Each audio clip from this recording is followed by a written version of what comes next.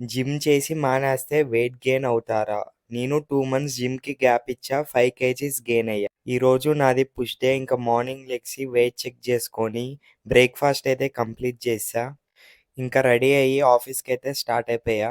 నేను నా మీల్స్‌ని ఇప్పుడు క్యారీ చేసుకుంటా. నా మీల్స్‌ని ముందే ప్రెప్ చేసుకొని నాతో తీసుకెళ్తా. ఇంకా లంచ్‌లోకైతే చికెన్ రైస్ తీసుకున్నా. ఇంకా ఈవినింగ్ ప్రీ వర్కౌట్ మీల్ తీసుకొని నా ఫేవరెట్ ఫ్రూట్ వాటర్ మిలన్ తినేసా. మీ ఫేవరెట్ ఫ్రూట్‌ని కామెంట్ చేయండి. ఇంకా ఈవినింగ్ జిమ్‌కి స్టార్ట్ అయిపోయా. ఈరోజు నా వర్కౌట్ వచ్చేసి పుల్ డే అనమాట.